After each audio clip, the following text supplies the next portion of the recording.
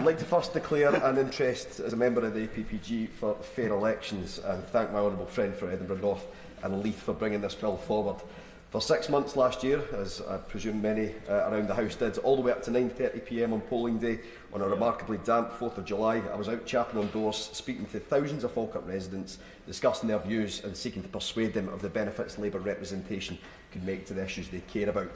I've been doing this sort of thing since I was 15, which, despite what some may say about my experience elsewhere, has made me a bit of a canvassing veteran. I've stood in 2 elections and won both of them, 9 to go to match the record of my honourable friend from Brentford and Isleworth. Fellow experienced canvassers will know that conversations at the doorstep can often stray from the length topic, and the question can change from the person that you're speaking to on the doorstep of why they should vote in a particular way to how they can access their vote. This is often the case when you're the first person to chap on their door to talk to them about politics for a while, or perhaps ever. I've faced countless questions, me and my team as well, during the election, about where the polling station is, whether you need to bring your polling card, and for the first time 6 months ago, whether you needed to bring ID to the polling station, and especially how they would apply for a postal or proxy vote, especially in Scotland, as colleagues have mentioned, because it was during the start of the Scottish summer holidays. While I may swear by my persuasive power on the doorstep, I have no doubt that in some of the elections I've participated in, the time to apply for a postal or proxy vote has deterred some people, potentially even those I thought to be guaranteed voters for Stainbank or alternative Labour representatives in Falkirk.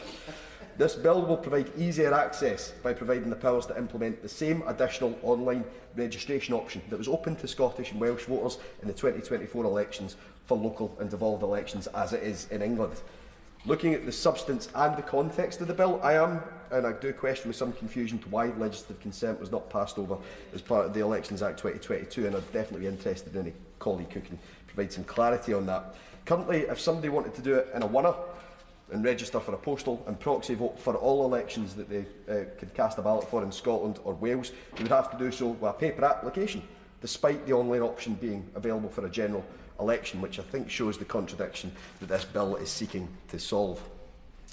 The right to vote in our elections is something I hope we all agree we should be making as easy as possible, and recognising the responsibility sits with the devolved governments for devolved and local elections. I commend my honourable friend for seeking to correct this with the urgency it warrants before the 2026 Scottish and Welsh elections and 2027 local elections in Scotland. As a former councillor, as I know many colleagues who have spoken today are, I remain concerned that turnout in our local elections in Falkirk and across Scotland has been remarkably poor.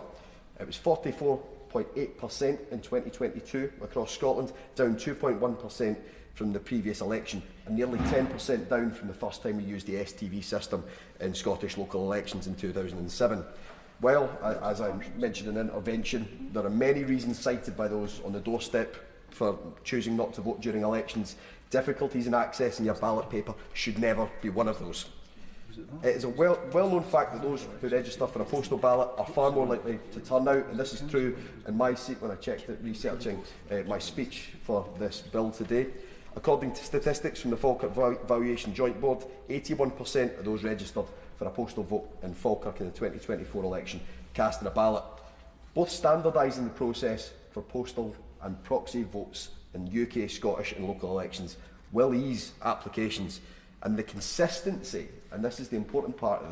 this will provide for the electorate, will give confidence to people to register and use their vote time and time again, especially those who were first-time voters in this recent election in 2024, who may be under the misapprehension that they have already competently registered for a postal and proxy vote for every election, including devolved and local elections. I will, of course,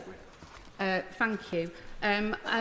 So on that point, I'm a mum to not one but 2 16-year-olds who I'm very pleased to say are newly eligible to vote in both the local and Senedd elections in Wales. And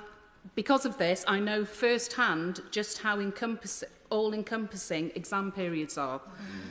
Elections often occur at these times, so does my honourable friend agree with me that allowing young people to apply for a postal or proxy vote online in a way that will be most familiar to most of them is really important to get around this issue? I absolutely wholeheartedly agree with my honourable friend, and I have a fantastic example as somebody who was sitting my higher English exam at the first time I voted as a 16-year-old in 2016 in Scotland. And I believe that, especially with exam stress and other considerations of young people's lives, online is the presumptive option to register for everything, so it should absolutely be available to them and will be essential in driving up turnout. And I would also add the point that this is an area that I believe we should extend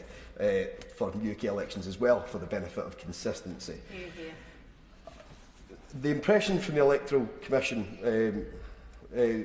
report on voting systems and trust in voting is that although trust remains high in the integrity of the electoral process in the UK, an increasing proportion of the electorate are concerned that our elections are not well run. Consistency, and especially avoiding the appearance of arbitrary difference in the administration of elections, is an important feature to rebuild that trust. Coming on to the point that my honourable friend raised there, elections in devolved nations of the United Kingdom can often be unduly different. 16 and 17-year-olds, for example, can vote in Scotland for their MSP, but not for their MP in a general election. Something that, and I do apologise if any members can guess my age from this, something that my own experience permitted me to vote for my MSP in the 2016 Scottish parliamentary election, but then in the following year, in the 2017 general election, I was unable to cast a ballot for my MP. With the hopeful passage of this bill, I hope to see the current options that are available for those in England extended to Scotland and Wales. But votes at 16 is an area for another day where I hope that this Parliament will choose to converge with Wales and Scotland on. In fact, this inconsistency in voter eligibility in our electoral systems at the time in Scotland did lead to concern that there would be a depression in turnout amongst 16 and 17-year-olds in the 2016 Scottish parliamentary elections. This fear was ingeniously and partially cured by an examiner at the Scottish Qualifications Authority on the day of the elections as part of a higher English exam, included an article by Julia Hartley-Brewer with a headline reading, "Letting 16-year-olds vote would be a disaster," as part of the higher English exam that was scheduled on the exact same day. To my delight, my pals were indignantly flocking to the Dobie Hall polling station to exercise their democratic rights before even discussing how well we'd done in the exam that day. While I doubt anybody is forthcoming with an article titled "Letting people register for a postal or proxy vote online would be a disaster," this is an inconsistency we should seek to fix now. Access to proxy and postal voting is not a theoretical concern either. When the former Prime Minister called the election in the early days of the Scottish summer holidays, I and my team had to field a countless and a disproportionate amount of questions about what postal and proxy voting applications were available to them. And I think the turnout in particular Scottish seats did reflect that. The Electoral Commission report found in Scotland confusion, late postal ballot arrival and the timing of the election did disproportionately impact turnout, due to both direct interaction with confusing systems and people going away on their holidays and being unable to get a postal or proxy vote or not knowing how to do that, but also because of the media commentary around it. Standardising the way we do this across the United Kingdom and across various elections would remarkably help with this issue. This is an arbitrary difference and one that we should seek to resolve. This bill, in conclusion, would allow online registration for postal and proxy voters in Scottish, Welsh and local elections, something that simply would make life easier for the electorate, give folk another option and hopefully drive more people to the polls, whichever way they choose to vote in 2026, 2027 and beyond. Thank you, Madam Deputy Speaker.